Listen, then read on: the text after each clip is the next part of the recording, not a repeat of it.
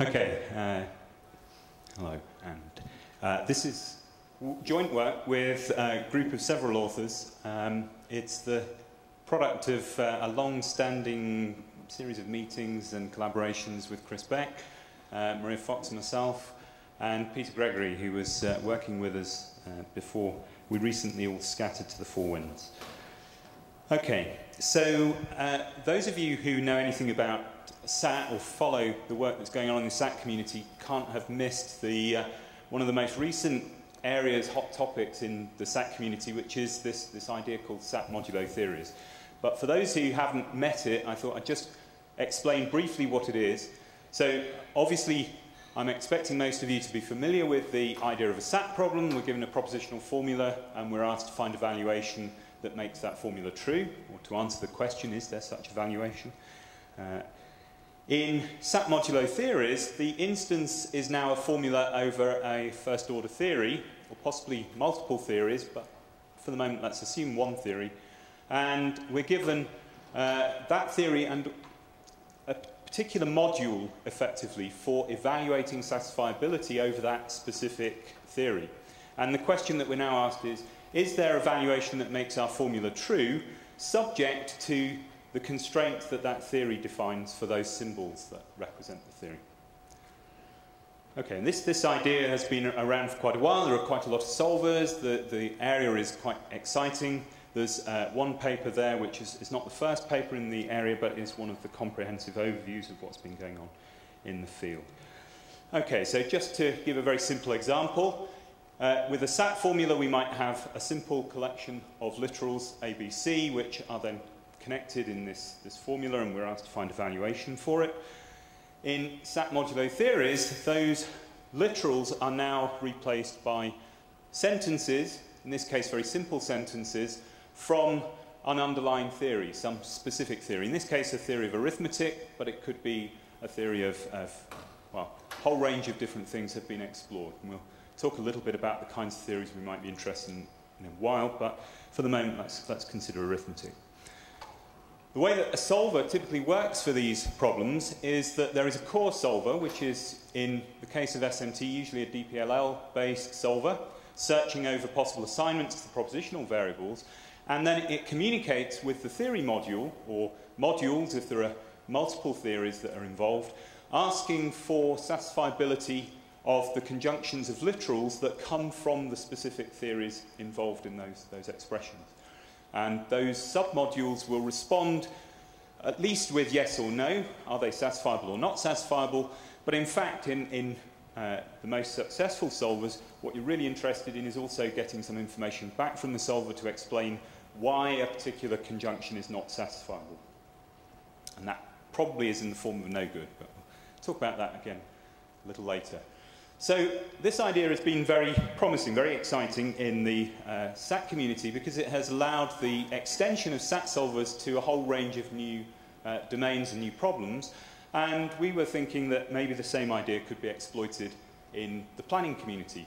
So the idea is that classical planning also restricts to propositional formulae for the preconditions and propositional assignments for the effects. Notice I'm going to talk about variables quite a lot, assignments to variables. When I talk about variables, I'm not talking about parameters, sometimes that we call parameters of actions variables, but I'm talking about the fluents, the things that are actually assigned values. So those are what I mean when I'm going to talk about variables. So these are the grounded literals of our planning problem.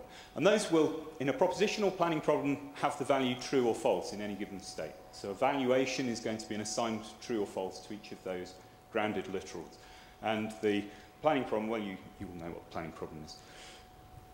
When we move to PMT, the idea with PMT is that those formulae that form the preconditions of the actions can now be formulae over symbols from some theory, possibly multiple theories. And we also have assignment in the effect of those actions that allows us to assign values from the appropriate types for those theories to variables of those corresponding types. So we might have types of integer, for example, and so we can assign to variables that correspond to integer. And in fact, that is a familiar idea in planning with numbers, because that's the way that the numeric versions of PDDL domains work. Okay, so let's have a look at an example.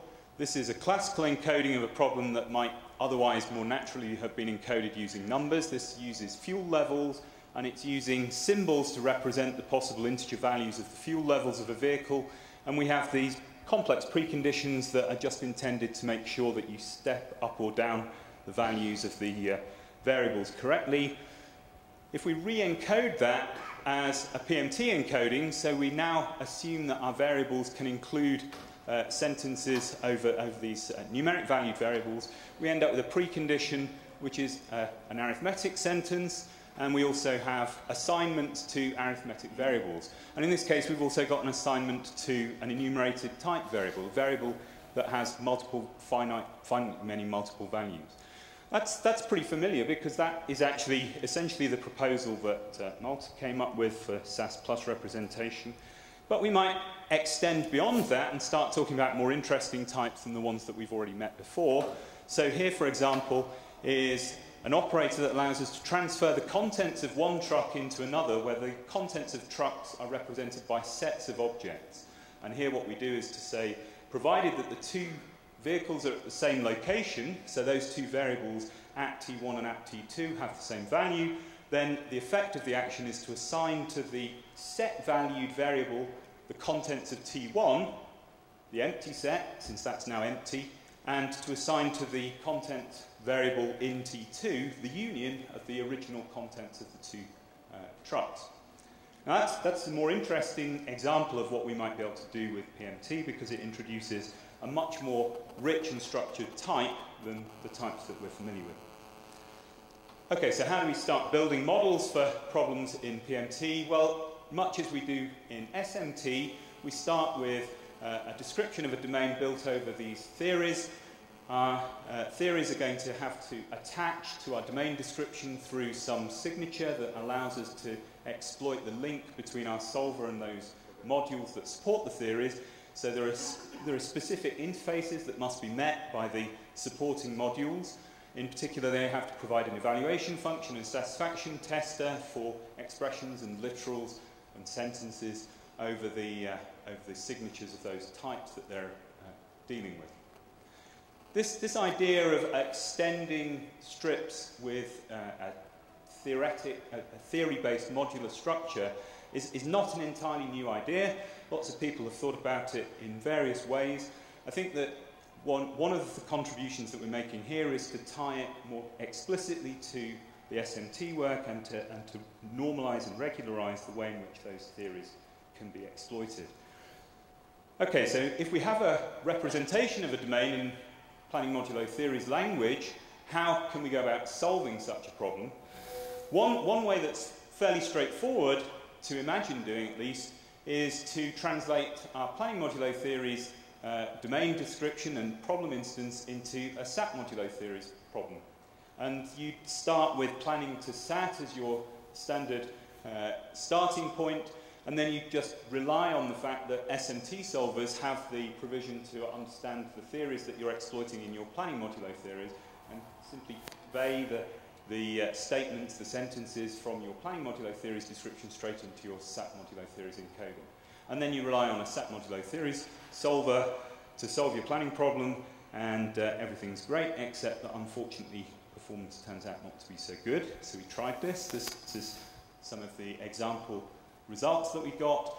So the first collection of problems, those first half a dozen problems or so, are problems from benchmark domains, integer or numeric problems at least. You can see that for comparison, metric FF is able to solve those in well under a second. So these are not difficult problems for metric FF, but they turn out to be hard problems for the SMT solvers. In this case, this was Z3. I can't claim that I know for sure whether Z3 is a particularly strong solver, but at least it's competitive. Some more interesting results that come out of it. Unfortunately, the timings are not great. I mean, we're still taking quite a lot of time for relatively small plans, but this begins to show us how the expressive power of planning modulo theories could become interesting. These are problems that involve manipulating arrays. And you can encode those problems in PDDL, but not naturally. These are problems that are encoded directly as natural encodings, assigning values to arrays and reading values from arrays, allowing us to swap those values around or reverse segments of arrays. And it's very easy to encode the problem, not so well solved by conversion to SMT. So the alternative, the second alternative, and the one that we explored after that first collection of work, is to actually try building a planner that can work directly with the PMT encoding. And that's what I'm going to talk about next. So the idea that we looked at, first of all, was to extend the H-max heuristic. We decided that the H-max heuristic is the easiest one to start working with. Essentially, let's remember that the H-max heuristic can be seen as effectively computing the length of the shortest parallel plan in a relaxed state space for the problem that we're trying to solve. Okay? That's one way to think of what H-max is computing. And one way to think about the relaxation that we're using there is the standard way that we often talk about of ignoring delete effects. But what I would like to show you now is a slightly different way of interpreting the same idea that allows us to then generalize it to other types. Okay, so we start with an initial state, which remember will be evaluation over the variables that describe the state of our problem. And for a propositional planning problem, that will be simply Boolean variables, propositional variables. So we have an assignment. Some of those variables are true, some of them are false. That's our initial valuation. We identify the actions whose preconditions are satisfiable in that initial state, and we then apply them. Now remember that in relaxed reachability, what we do is where an action has an add effect that assigns the variable true, we effectively accumulate that true value along with all of the other variables that had already been assigned true. We don't remove variables that have been deleted. However, we could, in fact, imagine that what we're doing when we ignore deletes is effectively adding the false value to variables that were already assigned true, so that now they can take either the true or the false value, and observing for computational efficiency that if the preconditions of all of our actions contain no negative precondition literals, then actually we can ignore those false assignments for efficiency. But an alternative view is to say, well, actually what we do is evaluate the sentences that represent the preconditions of our actions in a valuation that has abstracted from the underlying idea that all of the variables are Boolean values to one in which the variables could take three values, true, false, or this compound true or false value. And in that case, you have to relax the interpretation of the way in which you check the preconditions of an action. So you use an abstract interpretation of your logical connectives in order to decide whether an action is applicable. And the assignments accumulate in the variable domains, and the key idea here is that the relaxation, instead of seeing it as ignore delete effects, we see it as we're looking to see whether a precondition is satisfiable in some assignment from this valuation set. Or equivalently, we're looking at an abstract interpretation of the logical connectives with respect to this abstracted domain representation. Okay, so I'm going to try and formalize that a little bit. I'm not going to try to do it quite as tightly as the paper does it, but nonetheless, I'm going to talk a little bit more about that idea. So the idea is that for each variable, we have a domain, and for that domain, we have an associated domain abstraction. So this is the abstract interpretation domain. It's not an abstraction in the sense that we're going to collapse values. It's an abstraction in the same way that in type theory, people use abstract interpretations to do type checking. So it's an abstract interpretation of the values that we're going to be using in that domain of values.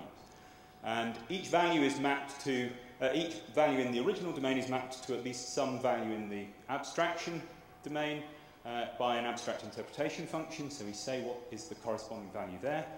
And then in the abstracted domain, for any given type, we have to give an abstract interpretation of all of the symbols that the theory supports. So we can then build an abstracted reachability graph by exploiting this abstracted interpretation by asking which actions have their preconditions satisfied under that abstract interpretation. And that allows us to build this reachability analysis. And to try to make that a little more concrete, let's reinterpret what metric FF does in this light.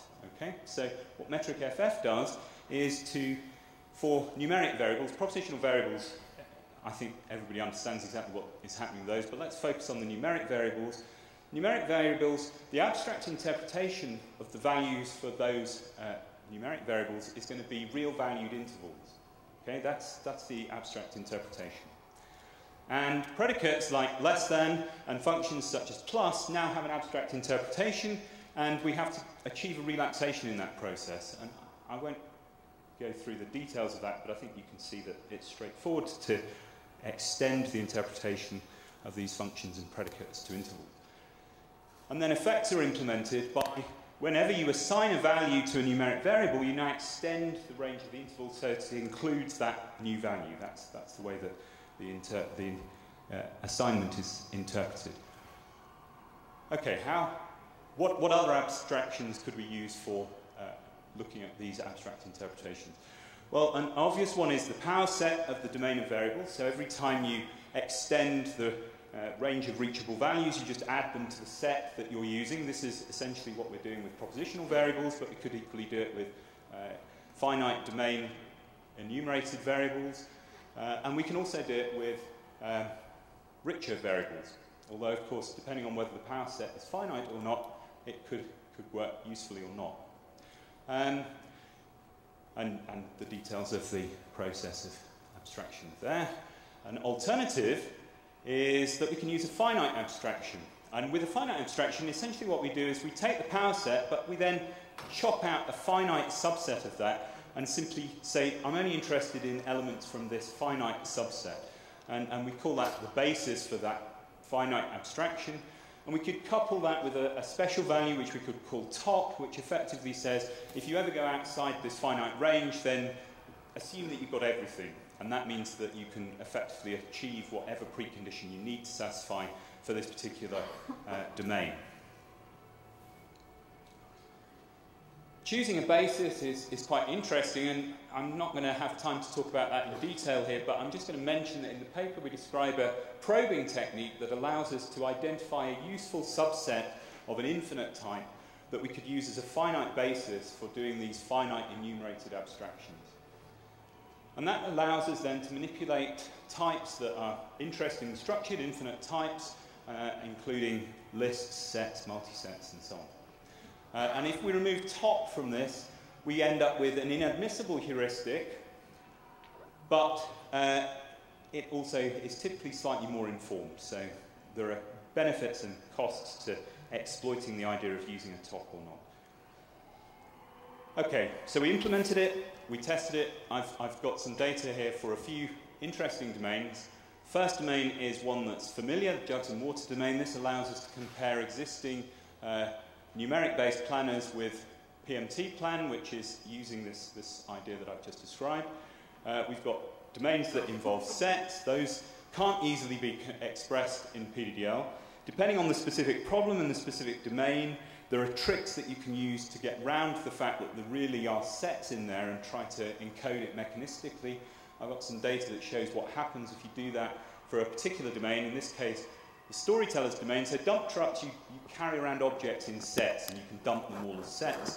With storytellers, the idea is that a storyteller and a group of storytellers travel around telling their stories to their audiences, and their audiences accumulate stories in sets, and you're interested in trying to work out how long it will take before everybody knows all the stories. And the multisets encoding of airport uses the multiset to encode the sets of locations that are blocked by an aircraft that's moving around through the locations. Okay, so here is some data for jugs and water, and what you see here is a comparison between PMT plan, which is the blue line going across basically horizontally, and metric FF solving these same problems, which you can see is blowing up exponentially there. This is a logarithmic scale graph. The numbers across the x-axis here are the numbers of different sized jugs. So we're scaling possibly an artificial variable, but you're seeing an interesting effect in that problem. PMT plan in these graphs is using the Hmax heuristic, so it's not as informed as HFF, with the finite enumerated base set abstraction heuristic. Okay? And here's the storytelling domain, and again this comparison is slightly odd in the sense that PMT plan is using the same domain encoding for all of these problems, which are scaling with numbers of stories in the problem that have to be solved and storytellers in the problems that have to be solved. Metric FF requires a re-encoding of the domain for each of these problem instances. So this comparison requires a new encoding. We've tried to encode this as well as we possibly can to get reasonable performance, and you see that where the line gives up, that's where metric FF stops being able to solve these problem instances. Okay, so to finish up, what is the next step? Well, there are lots of interesting types that we can apply this idea to. So one of the types that we're interested in is robot configurations, and that idea and the first steps that we've made in that work reminds me very much of the work that Wheeler and his students showed us earlier this afternoon. We've been looking at applications of the idea in management of grids, smart grids, voltages and power flows and circuits, computing those, and angles for trig functions and so on. We would like to exploit a better heuristic than Hmax by using slightly more informed variants. One of the challenges in doing that is that it's very difficult to assign responsibility for extension of a particular domain in this representation. But we think that we might have ways to do that, so we're beginning to look at it. One of the key aspects of SMT is the way that the communication of no-goods comes back from subsolvers, and you'll see here that we haven't got any propagation from subsolvers. The information we're getting is purely in the extension of the reachable set of constants as we move forward through the reachability analysis. So we're hoping to exploit more ideas about no-goods and more communication back from subsolvers, so there's still work in progress there. And obviously we'd like to extend the ideas to temporal planning, so we're interested in integrating these ideas with our temporal work in Crikey and PMT, POPF, and I'll stop there. So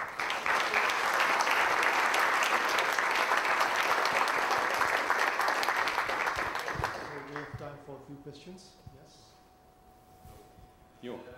More a pointer, so we've done some work on modcheck time automata, where we made an extension of the relaxed time heuristic.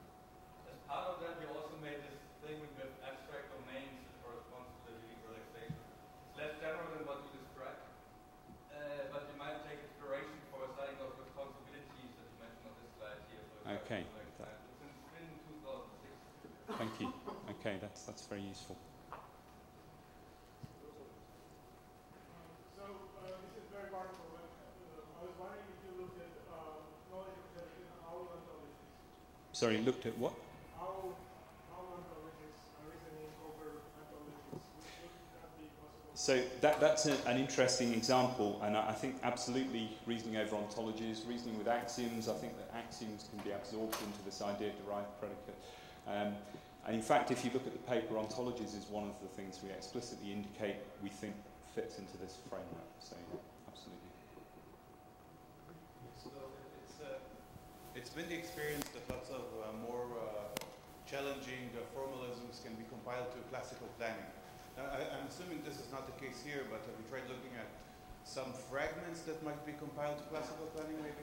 So I think that the biggest problem here is that you can't anticipate exactly which constants you're going to need in the problem. You aren't given them as part of your initial problem specification, and you're talking about infinite types. So the real challenge is, how do you identify how many and which constants you're going to need as you build your plan? And of course, in principle, even using, certainly using the finite basis reachability analysis that we're doing here, we're not finding optimal plans because we're eliminating constants that would actually make plans more efficient by perhaps visiting a value and coming back that currently isn't available to us.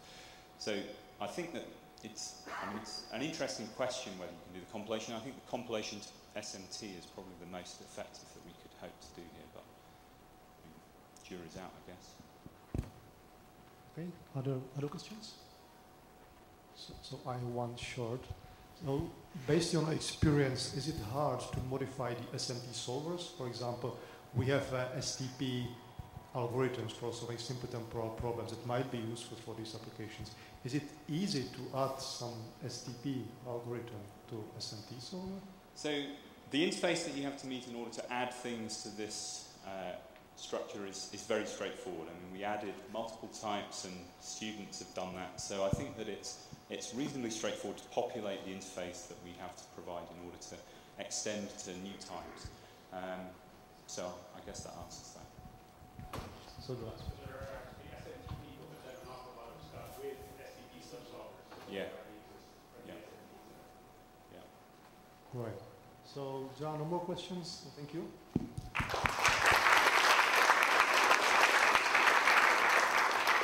So we can move to the second talk, which will be given by Lee McCluskey about optimizing plans through analysis of action dependencies and interdependencies. And I will not.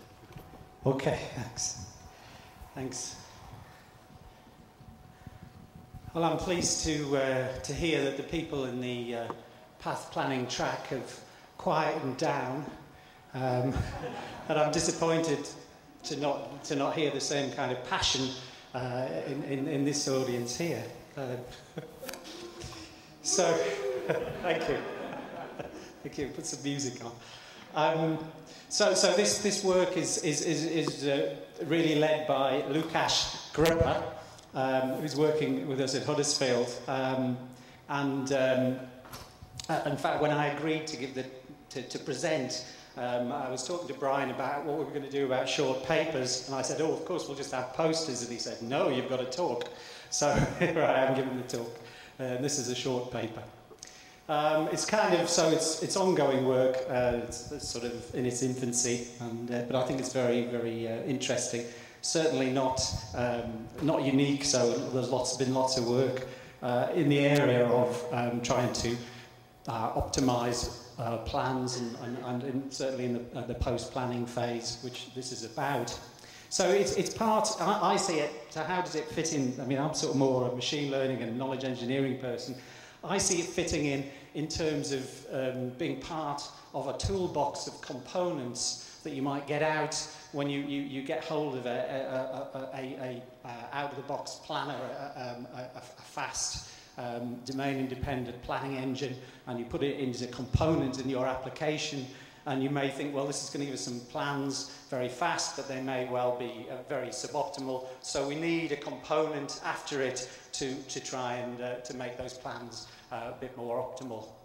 And it kind of fits in also with other work that we're doing, which is presenting at ICAI, which is, again, a similar kind of idea where you take is a domain-independent kind of work where you take a domain model and you try to reformulate it. In that case, to make whatever planning engine you've got hopefully speed up.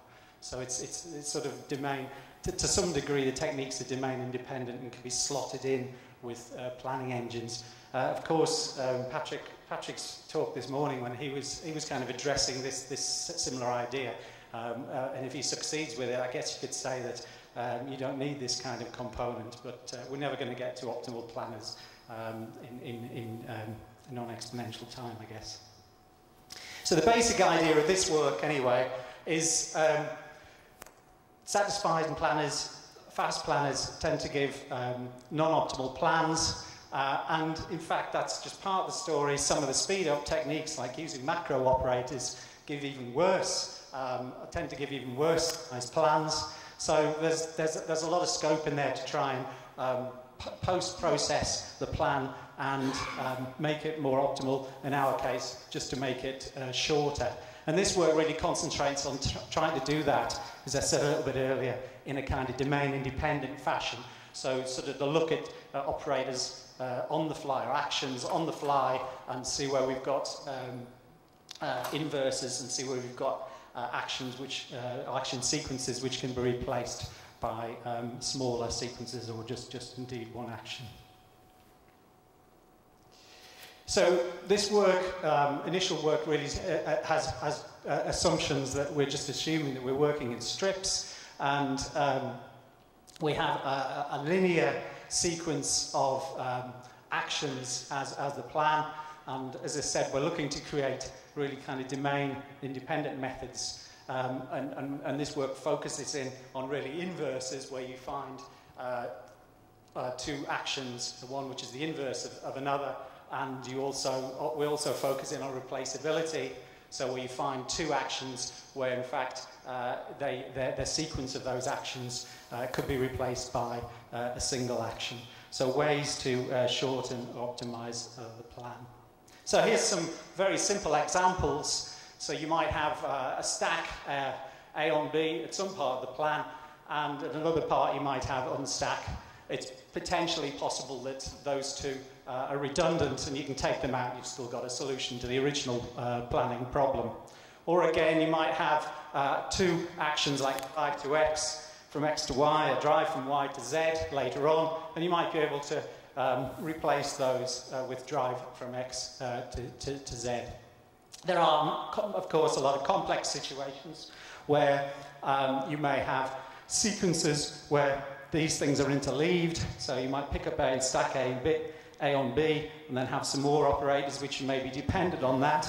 So pick up C, for example. The precondition of hand empty is in fact achieved by stacking A on B. So it's not so easy to see that you can actually get rid of the stack A on B and the unstack A on B, because the stack is actually achieving the precondition of some operator in between. So there's lots of different examples, and it can get quite complicated. So I'm going to take you back through a few definitions to as far back as Chapman's work on partial order planners and causal link stuff, which you all remember very fondly. And I'm not going to ask everybody, do you know all about this stuff? I'm sure you do. You probably learned it in your AI class. So some kind of similar type definitions. We say basically AJ is directly dependent on AI if action AI is an achiever for one of AJ's preconditions. So there's no other, you're assuming this is in a completed plan, so there's no other action between those two that actually has P on its ad list. So AI is the achiever. We say, therefore, that AJ is directly dependent on that. And then when we take this idea of direct dependence, we can then look at the transitive closure. And in that way, we can see that AJ is in fact dependent on AK through the fact that AI achieves P and AK achieves Q. So there's a kind of transitive closure thing there. So we call that the dependent. And given that, you can then make an observation that a goal action, in other words, a goal which is dressed up as an action, so all the goal propositions are actually preconditions, we can say that a necessary condition for an optimal plan is that AG, the action, which is in fact just the goals, is in fact has to be dependent on every action. Right, so we can think about removing actions. If AG is not dependent on a particular action, then that action is useless. It's not doing anything in the plan. So that's a quick observation about the idea of dependence. Then we look at one or two definitions on independence. Now, independence is a very ambiguous word. It's been used in various areas in parallel planning and stuff. This is a specific definition that I found initially a little bit counterintuitive. So basically, you say that AI and AJ, where J is greater than I, are in fact independent if three conditions hold. AI doesn't achieve, or in fact, AJ is not dependent on AI. So there's none of its preconditions depend on AI in the chain. That's one of the, or another way of putting it is AI doesn't have a role in achieving AJ's preconditions. So that's one thing. You also need that AJ doesn't in fact clobber any of AI's preconditions.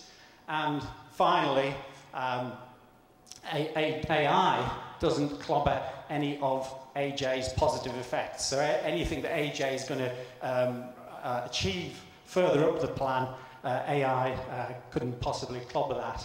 So those three conditions give you independence, and in fact, it's a little bit more intuitive if you look at it from the point of view that assuming those two are adjacent, it means you can swap them around.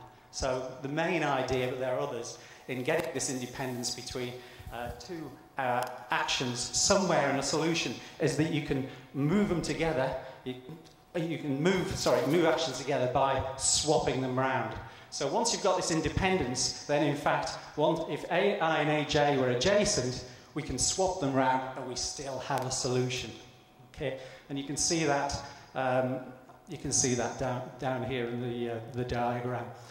I won't go into it because Roman's just told me I'm going on too long. So the idea is to use this notion of independence between adjacent actions in a solution plan and swap them around, and two actions in a solution plan which can be swapped around so that the actions can be swapped around so that you can bring them both together, we call weakly adjacent. So in the algorithm, in fact, there's 4 ways to progress this. Those 2 black dots are actions in the solution plan, and if you want to try and get them together so that they're adjacent, and then you can do something with them, like maybe take them away from the solution plan if they're inverses. The idea is that you keep swapping independent actions around until you get the 2 next to each other, the 2 black dots next to each other. The main reason for doing that actually is if you spot the 2 black dots and they actually can be replaced by a single action. They're both actions. So if you've got 2 actions where you spot, you can actually replace it by a single one. Then you bring them together and then replace it, and you've made the plan a little bit shorter, and you still have a solution to your original problem.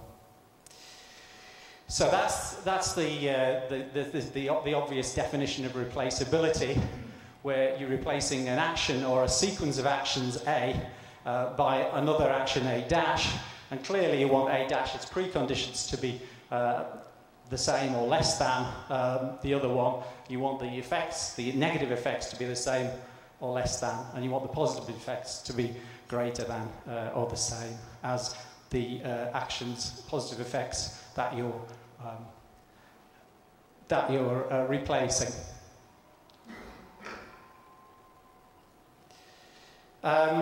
Okay, I'll have to speed up a little bit. So we have a proposition 2 where also we've kind of condensed the idea of this independence so that we look at 2 actions in our solution plan which are which are inverse. So in other words, AI followed by AJ basically always gives you the same state.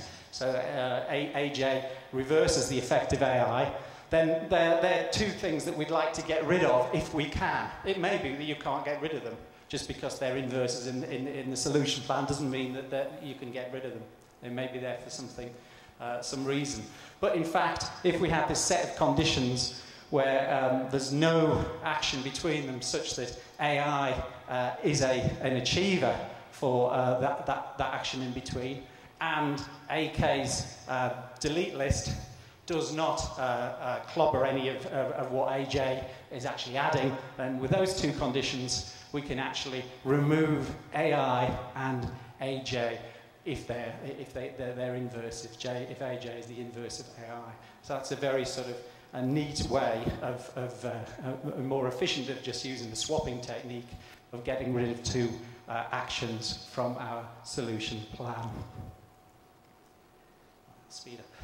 So this is the algorithm. So the algorithm is implemented for the paper. I think Lukáš has actually gone much further now on this, but it's ongoing work. So you can remove all the actions that are not dependent on the goal, and then you can iterate and remove pairs of inverse actions using proposition 2, which I touched a little bit earlier. So that, again, makes the solution plan smaller. And then you can compute independencies, and that's probably the most computationally hard one, so that's about order n squared. I mean, a lot of this is very, very low order stuff, so it should be very, very quick.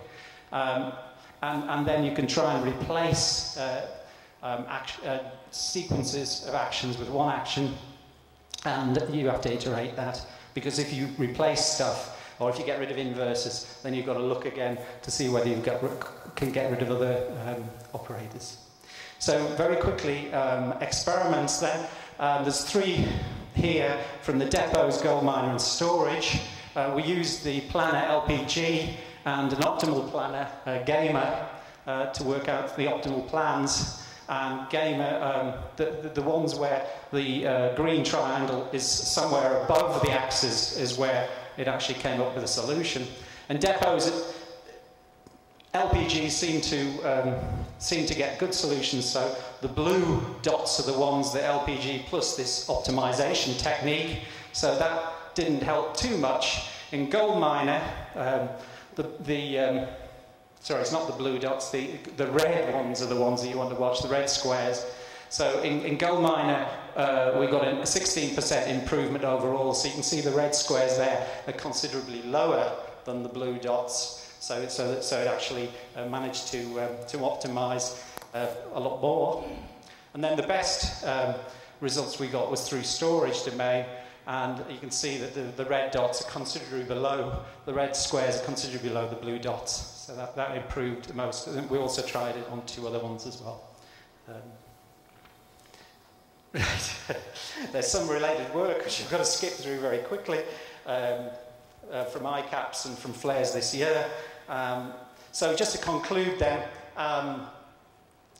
this is really ongoing stuff, so the results are very promising. We've managed in some domains to very quickly optimize, to work towards the optimal plan, obviously not get there. And the sort of times that we're looking at are in the same order as the initial times to generate the plan in the first place. So you haven't got a big overhead in extra time. The particular features of this, it's analytical method, and it can remove pairs from kind of anywhere in the plan, where recent work and work in the past seems to just concentrating on looking at neighborhoods and removing sort of loops in plans, where this could take sort of inverses from anywhere in the plan and just remove them. So that's basically just what I say. We certainly have got a long way to go. So the difficult examples where you have sort of nesting of inverses and things. The initial algorithm shown in the paper doesn't cope with some of those. So that's all I want to say. Okay, sorry if going on too long. Okay,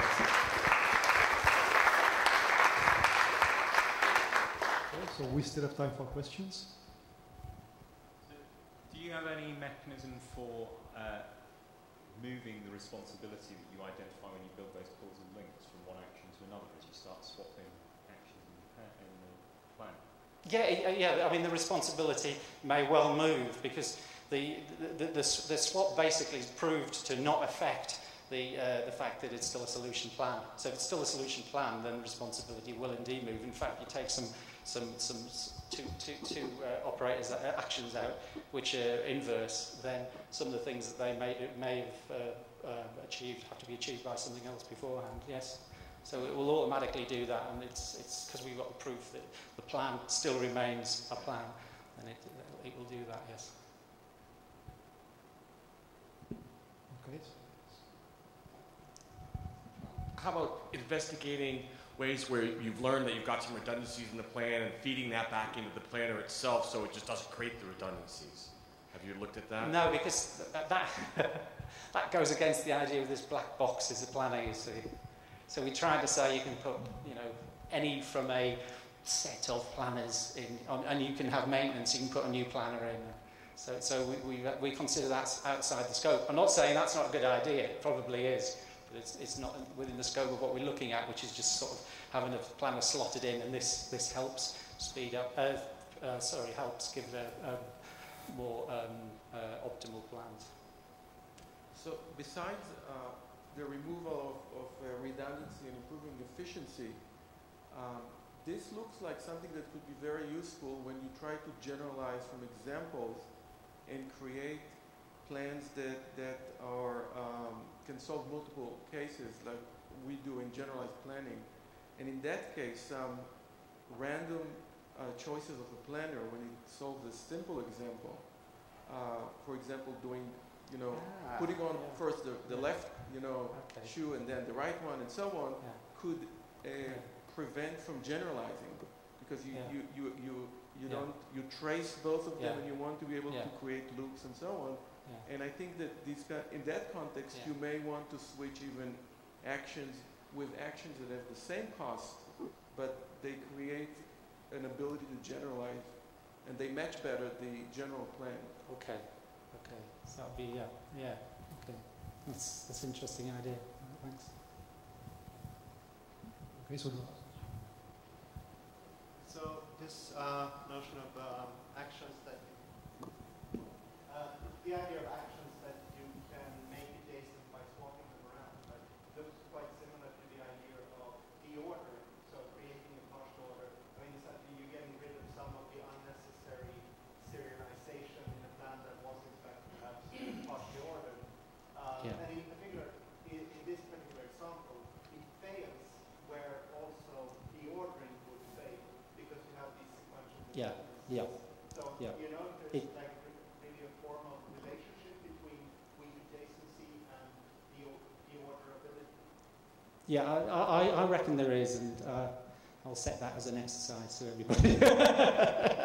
There's the way this is formulated, then I think there's a lot of analysis that could go on and look into relationships between other stuff and that. But the reason that we don't explicitly do that is it's the swapping is really to get rid of two actions that may well be swapped out and replaced by a single one. That's the motivation. Okay, thank you. Thanks.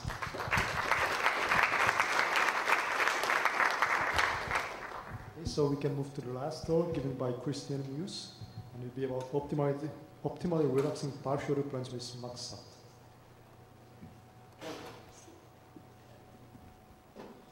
So I want to say first off, at the end of the first half, it's still 0-0, so nobody has to leave yet. There'll be a break before the second half starts. Hopefully we'll finish up before that goes, between Portugal and Spain. And secondly, thank you very much for the last two questions, which lead very, very nicely into the work that I'm about to present now. So my name is Christian Muse. This is work done with my co-supervisors, Sheila Nakarth and Chris Beck. And we optimally relax partial order plans by using MaxSat. And if you realize that a sequential plan is just a special case of a partial order plan, then you see we can optimally relax sequential plans as well. So a little bit of motivation here. For me personally, it's generalizing plans that was motivating the reason I wanted to optimally relax two partial order plans. So first up, the partial order plans have a very appealing least commitment nature, and this is what we want to get at with them. On the other hand, partial order planners themselves have not been very efficient compared to the heuristic search ones as of late. And finally, MaxSat solvers have become increasingly powerful. So here's the big question. Can we use a sequential planner to generate a plan and then use a SAT solver, a MaxSat solver, to turn that plan into an optimal partial order plan? And we'll see what optimality means in a little bit. So the overall approach is we're going to generate our sequential plan. We use FF for this, but any sequential planner would work. We then encode the problem of finding an optimal POP as a MaxSat problem, and then feed it to a MaxSat solver and extract our solution. All right? So that's the overall approach. And if you want to just see one slide and ignore it to the end, the results are great, at least for what we need it for. We want to maximize the linearizations, which gives us a more general partial order plan. And this approach really does give us 10 to the 35 number of linearizations. It really does help improve the generality of the plan that we're after. So the outline for the talk, I'll go through some backgrounds, describe what we mean by least commitment and optimality, describe the encoding, and then some empirical results. So I'll blow through a lot of this background. The slides are meant for a general audience as well as the planning community, but everything here should be standard, so I'll go pretty quickly for this section. We're in a strips world. The FOIG usual, finite set of fluents, operators, initial state, goal state, everything is standard here. A state S is a subset of the fluents. If it's a complete state, we have the closed world assumption, so everything else is assumed to be false. A partial state, we don't have that assumption. Every operator is a set of preconditions, add effects, delete effects, and these are a subset of the fluents. Nothing new here, and an instance of an operator is an action, and there may be many corresponding actions for a single operator in our plan. And again, an action is executable in a state if its preconditions hold, or if the set of fluents in its precondition are a subset of the state S, and we update the state accordingly. All of this is stuff that you guys have seen. Sequential plan is a sequence of our actions. Now, partial order plans, I'll go through this a little bit, but thankfully some of the material has been reviewed before. In the previous talk, we have a set of actions and ordering constraints over those actions. And so it's not necessarily a sequence of all the actions, but a partial ordering over them. We'll also have things called causal links, and this is really just describing the reason why there may be a link between action A3 and A4 here. P2 is the fluence that A3 provides. And as with the previous talk, we include these initial state action and goal action simply to try and keep things complete and sound and so on. So we'll have a special goal action with the precondition of all of the goal fluents, and similar with the initial state. So formally, a set of actions, ordering constraints, and causal links. We'll use all of these to discuss the rest of the approach. So a little bit more terminology. A linearization is a total ordering of our POP. And this ordering has to respect the ordering constraint O. A threat was brought up in the previous talk. So for a causal link between two actions, A1 adding predicate F for A2, we say that A1 supports the precondition F of A2, and the precondition is supported. And now, a precondition for some action is an open precondition if it's not supported, and finally a threat occurs if there's some other action that could delete it. So this came up in the previous talk, where there could be some action that's ordered in between them that will delete the fluent that you need. So for the POP example, we have a number of different linearizations for this POP that we have. Possibly G2 is in the delete of A1, which could threaten A4 here achieving the goal. So this is why we might add an ordering constraint in between them. Right? So this is just a recap on partial order planning. Now, validity in partial order planning, there's usually two notions that will come along with it. One is that every linearization works, but if you have 10 to the 35 linearizations, this can be a little hard to verify. So the one we typically use is threat and support validity. So if there's no open preconditions in your POP, and no causal link is threatened, and you've included these dummy actions, then it's valid. So this is what we'll be using.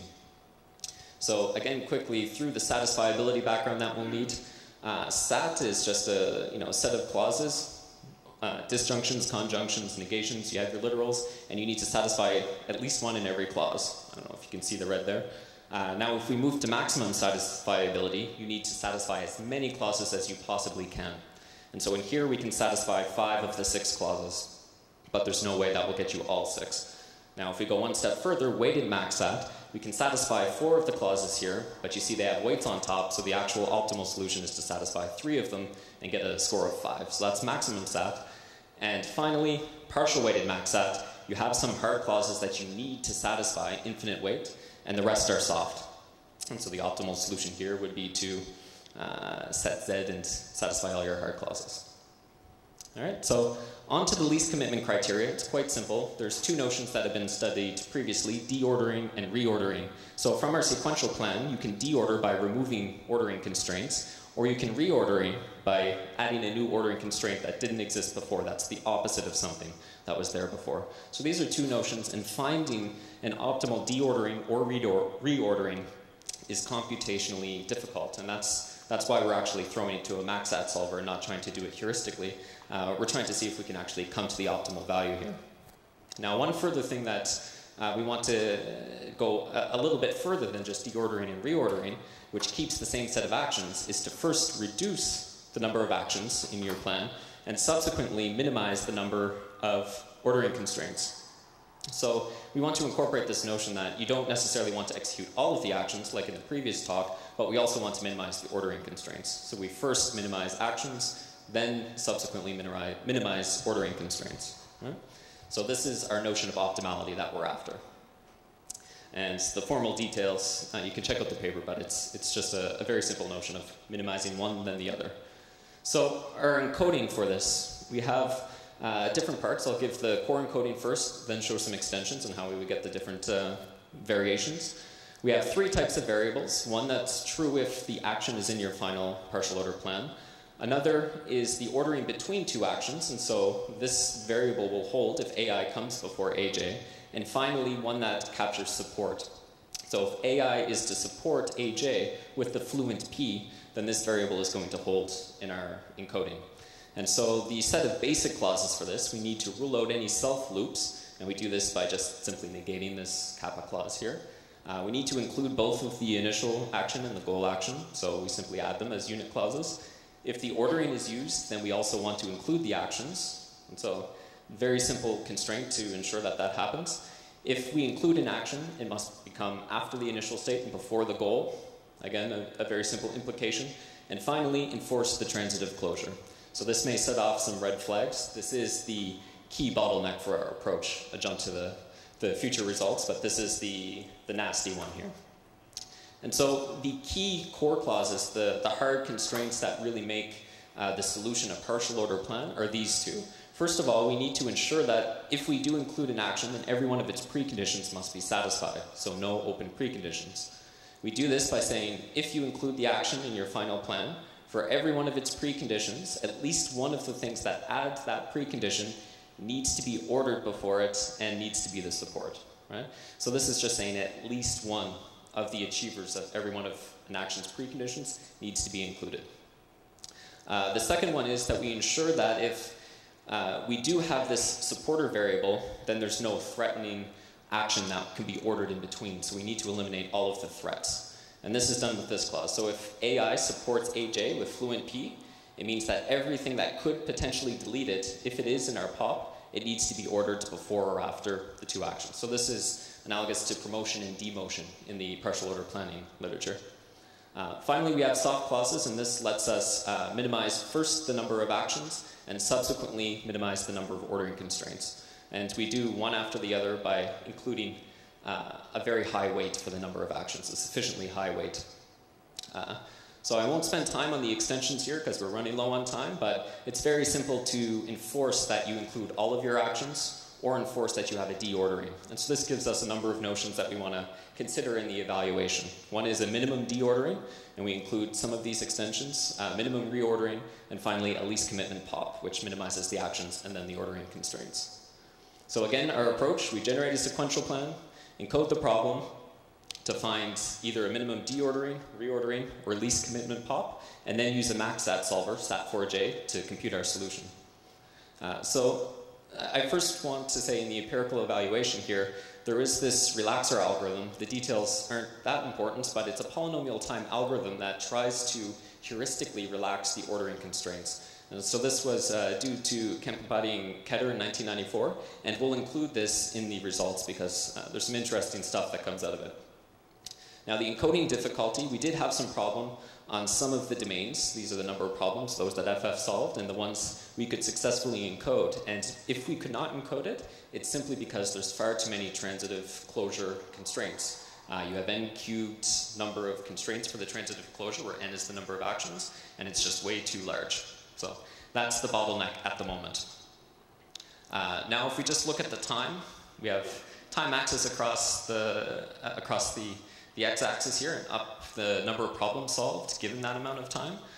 What we would expect to see is what happens. You know, the polynomial time algorithm is able to solve all of them fairly quickly, and then it comes down to the minimum deordering, least commitment POP, and minimum reordering being pretty much the same.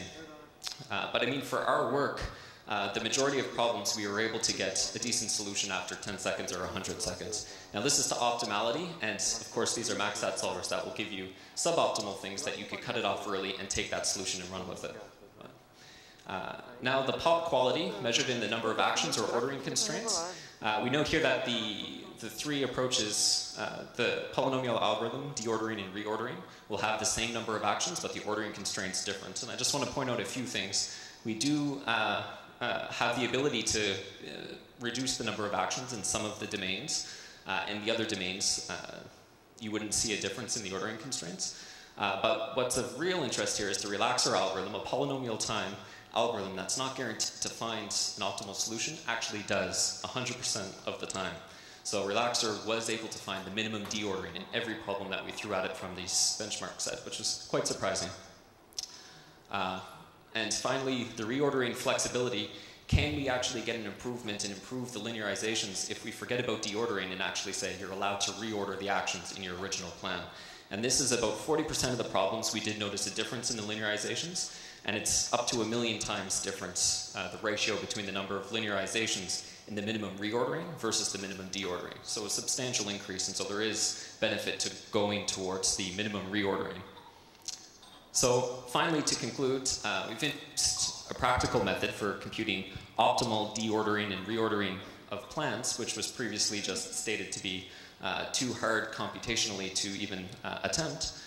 We've proposed an extension to least commitment planning that will minimize the actions for us, and discovered that a previously introduced polynomial algorithm finds quite often the optimal deordering. So if that's what you're after, use the polynomial time algorithm for that. And finally found that we can achieve a greater flexibility if we do go for the minimum reordering over the deordering itself. So we would like to try different techniques to compute the optimal plans. The transitive closure being our bottleneck, we would like to use an external reasoner to try and deal with the transitive closure clauses that are in here. And finally, incorporate preferences and different optimization criteria into this encoding. So for example, you can minimize the number of initial state fluents that is required for your plan to achieve the goal. Might be good for conformant planners and so on. And so if you'd like to see the slides, the papers, and the code, you can visit the website. Everything's up there now. Thanks.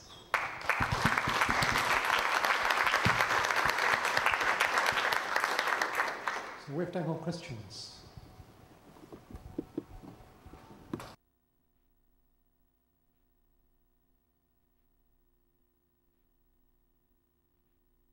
Yeah, so ultimately for generalizing, we generalize the partial order.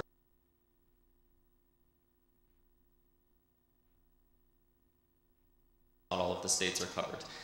We found a correlation between the number of linearizations and the amount of states that you can cover with the policy that's generalized from there.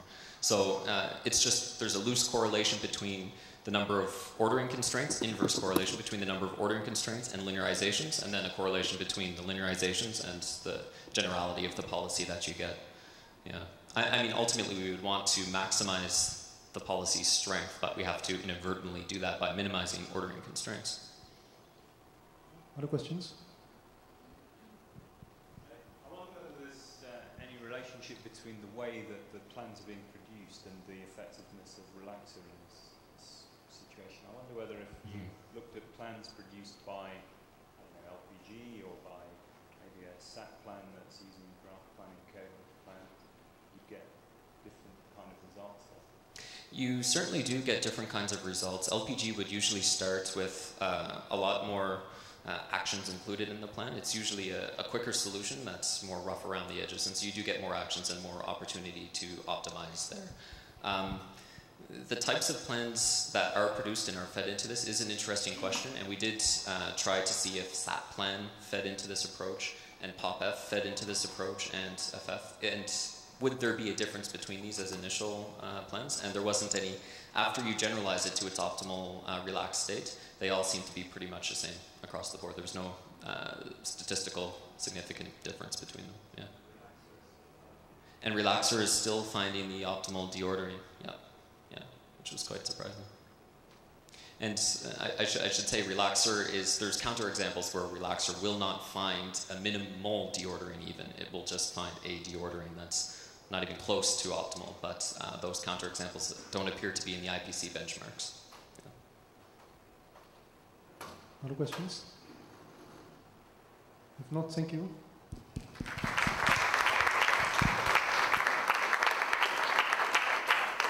Okay, so that's the end of the session, and I welcome you all to the ICAPS results at 5 o'clock. I guess it's here.